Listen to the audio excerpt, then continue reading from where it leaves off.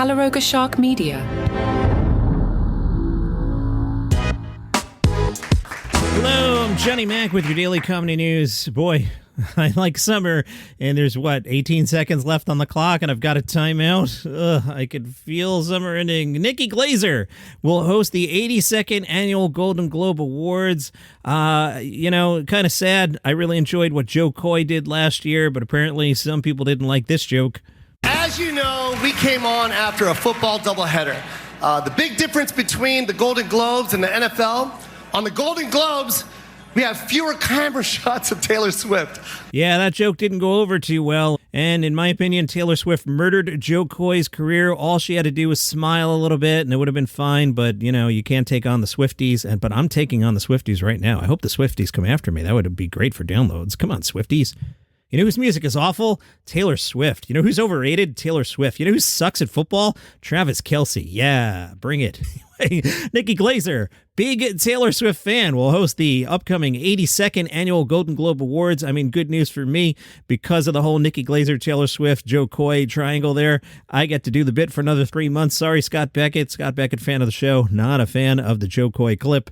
Nikki Glaser said, "I'm absolutely thrilled to be hosting the Golden Globes. It's one of my favorite nights of television. Now I get a front row seat. Actually, I think I have to host from the stage. The Golden Globes is not only a huge night for TV and film, but also for comedy. It's one of the few times that show business not only allows, but encourages itself to be lovingly mocked. At least I hope so. God, I hope so. Except for Taylor Swift. It's an exciting yet challenging gig because it's live, unpredictable, and in front of Hollywood's biggest stars, such as Taylor Swift, who also might be getting wasted while sitting next to their recent exes. That's not a dig at Taylor Swift. That's just what Nikki said. Some of my favorite jokes of all time have come from past Golden Globes opening monologues with Tina, Amy, or Ricky, and have said exactly what we all didn't know or desperately needed to hear. Notice she didn't mention Jo Koy. I just hope to continue in that time-honored tradition that might also get me canceled. Ooh, yeah, Nikki, you're going to be so edgy on CBS or wherever this thing airs, and you're going to get canceled for hosting the Golden Globes. Ricky Gervais didn't get canceled. You're not getting canceled. You could walk on stage and say, "Good evening, welcome to the Golden Globes. You know who's a C word? Taylor Swift," and you're not getting canceled. This is truly a dream job. Plus, I no longer have to feel guilty. For every TV show and movie I've binged over the past year, it was all worth it. Now, this article here says Glaser is the latest high-profile comedian to host the Golden Globes. She joins the likes of Tina Fey and Amy Poehler, Ricky Gervais, Jimmy Fallon, Seth Meyers, and Gerard Carmichael. No mention of Jo Koy. Poor Jo Koy. It really wasn't that bad. You guys are harsh on poor Jo Koy. Helen Hain is president of the Golden Globes and says, "Nikki Glaser is a comedic powerhouse whose daring and unfiltered humor is the perfect match for the Golden Globes. She's sure to bring a unique energy and spontaneity to the show that will keep the audience entertained all night." And if by all night you mean the host basically disappears after that first 12 minutes, sure. Ooh, we got more quotes. Jay Penske is the chairman and CEO of Dick Clark Productions. He said, "Nikki Glaser brings a fresh and unmatched candor to her comedy and to the Golden Globes." Boy, you worked a long time in that quote, huh? And I'm telling you, really, really good chance that the publicist went, "Hey, I drafted a statement for you," and Jay Penske, chairman and CEO of Dick Clark Productions, just went, "Yeah, fine." Her unapologetic style made her an obvious and compelling choice as host for this year's event. We're hopeful this could be the first of many Golden Globes that Nikki will surprise and delight our CBS audience as well as our audiences around the globe. Okay, let's remember that a year from now, Jay Penske, chairman and CEO of Dick Clark Productions, is hoping that Nikki will be back for years and years. Suppose to last year when it was like, "Oh, shoot, the Golden Globes are next week and we don't have a host. Who's free? Jo Koy, you loose? Yeah, man, I'll do it." So also, too, while we're grading on the curve here, you gave poor Jo Koy a hard time. He had, 9 days to prepare? Nikki Glaser, it's September 1st? So you've got, when is this thing? January? I don't even know. You got 3 months. No excuses. You better be good. Oh my goodness, how many quotes in this press release? George Cheeks from the Office of the CEO for Paramount Global and President and CEO of CBS. For now, George, I don't know if you've heard the rumors about your business being sold. George Cheeks said, "The Golden Globes has a rich history as a night for entertaining, provocative humor. Nikki Glaser is a comedic force whose funny, bold, and irreverent comedy will continue that legacy and further establish this special as a can't-miss event on CBS." Oh, there was a funny comment in the Facebook group, which is Daily Comedy News Podcast Group. Please feel encouraged to join us. What was the quote? I gotta find this. This was great. Dylan wrote, "She'll do great as long as Jeff Ross and Tony Hinchcliffe write for her." Ouch. Zing. She wrote her own stuff at the roast of Tom Brady, right? Yeah. It's a good line, though. I like it. I'm punchy today.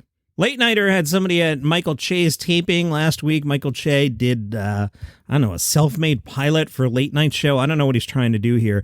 Michael, nobody has any money anymore. The only way you're getting this is if Lorne Michaels goes, especially in the 50th anniversary year of SNL. If Lorne goes, I want Michael to have a show, you'll have a show. Other than that, I don't know if this was good or bad. I haven't read the article yet. I think you're really funny on SNL, but no one has any money. You're not getting a late night show. The 800-pound gorilla says the congregation could be the new dog pound, at least if Michael Che's first episode of his late night talk show is any indication. This was one of those no phones allowed shows. They said the show was at the Loft at City Winery, which seemed to have sold out its 150-person capacity. The stage featured a makeshift desk for Che, a couch for guests, and a DJ off to the side. The show didn't quite adhere to the trappings of a traditional late-night show, and that seems to be by design. The live show experience seemed more exploratory than anything else, with the comic keeping things loose. He explained that his main vision at this point is to create a conversation with the audience. After a set by comedian Derek Gaines, it was more of an opening act than a typical warm-up comic. Che took center stage to deliver some of his own stand-up comedy versus a traditional monologue. Then came the guests, all right. Former SNL writer Alex English appeared in character as a singer, sitting for a chat, then singing Beyonce's Freedom. Comedians Amina Amani and Reggie Conquest also guested. That's interesting, too, to me. No big names there, and if you're actually trying to ship this thing, that's when you call in the favors and you go, hey, somebody with some name value, can you do this thing? Like, I was just listening to Conan's podcast with Robert Smigel, and I can't remember if that episode is new or from like 2 years ago, but they were talking about when Conan was doing pilots. And again, those were official NBC pilots. I think Jason Alexander was one of the fake guests. He was actually Jason Alexander, but it wasn't a real show. You know what I mean? But Jason Alexander did it. Late Nighter says the result was a show that feels less like The Tonight Show, despite the fact that Che was wearing a Fallon sweatshirt, and more like the Chris Gethard Show, where John Mulaney's Everybody in L.A. Before wrapping up, it evolved into a seemingly unplanned dating game style panel with 3 audience members, all of whom volunteered to be considered for a date with Amani. The only pre-written material came by way of fake ads interspersed throughout the show. Beyond a couple references about possibly pitching it to streamers or showing a tape to the City Winery event to Lorne, he didn't elaborate on where he'd like it to go. This is random. My daughter just texted me the 17-year-old dog I was telling you about at the end of yesterday's show. So she is a border collie and will patrol, I call it. You know, her sensors are gone and she got stuck in the bushes in the yard. And my daughter just wrote, my Fitbit registered me rescuing the dog from the bushes as a swim. Apparently it was 44 calories and took 19 minutes. Dad was not home when that happened. I digress. Che made one thing clear, there's more to come. He told the crowd he wanted to do more of these live events, so fans who missed out should keep their eyes open. Sticking with Saturday Night Live, Chris Fleming apparently has had it with Saturday Night Live. He's heard that cocaine is back at 30 Rock, according to a video posted on Instagram. And if they are doing coke at SNL, Chris Fleming wonders, where's the rush? Where's the excitement? Let's see some results then. You're doing coke to do a Zillow sketch? At least Belushi used to run through a wall. Chris Fleming said, you better be Mork and Mindy season 1 if you're on cocaine. The crime to do coke simply to be boring or bomb at the Weekend Update desk. If Colin Jost is on coke, Fleming swears to God that he'll carry out some unnamed threat and frustration. Fleming then went out on Colin Jost and said, he exists in a very interesting space where we're aware of him, but he's the last thing we've ever thought about. Like if knowledge and awareness were a landmass, he would be on the furthermost tip of the peninsula. He's the final pebble before the estuary of not knowing. How do Colin Jost's parents remember that they have him as a kid?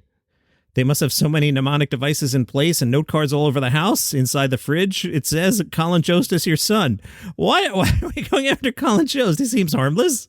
How does Scarlett Johansson not download Raya? I had to look it up. I'm old. That's a dating app. Within 15 seconds of leaving her house. She must have Google glasses that say Colin Jost exists and he's your husband. Tim Heidecker commented, wow. Atsuko Atkaska threw in a savage. Nick Thune wrote, thank you for your service. Man, a little long here on Labor Day. Usually I'm scraping the bottom of the barrel this week, but no, I've got a lot. I can tell I'm already going to bump. Phil Wang, he's got a new special tomorrow. One of my favorite comedians. This from The Guardian. Phil, what kind of material are you currently drawn to? Phil Wang said, silly jokes. Silly's coming back. Comedy got very serious, particularly during the Trump and Boris years.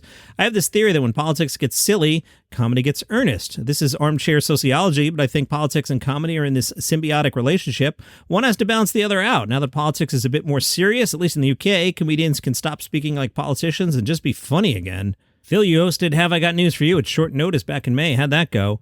Phil Wang said, I got the call the night before, halfway through a pint at the pub. It was thrilling. Growing up, my mom used to bring back videos of the show from the UK, so it's always been part of my life. The first time I was a panelist felt like a dream. Hosting it was the next step up. He was asked about the Labour government. What do you think of them so far? Phil Wang said, they're more boring, which is exactly what I wanted. It's weird not to be following some psychodrama every day. If Kamala Harris gets in too, we'll have lawyers as leaders on both sides of the Atlantic. Imagine all that boring economic stability. Phil Wang was in Wonka and broke his arm. What happened? I had a small part, and it was my first ever day on a movie set. I had to do a tap dance on a table, and after a few takes, it broke under me. I seemed to fall in slow motion. I remember being in midair thinking, Timothy Chalamet's right there. How embarrassing. And crunch, I landed hard. The next morning, I woke up and couldn't move my arm. Being in pain with Willy Wonka in full purple costume being sympathetic was quite trippy. Phil Wang, you were a huge Succession fan. What's replaced it in your viewing repertoire? Phil said, my girlfriend is making me watch Sex and the City. The movies aren't so great, but the TV show is genuinely funny and the performances are spectacular.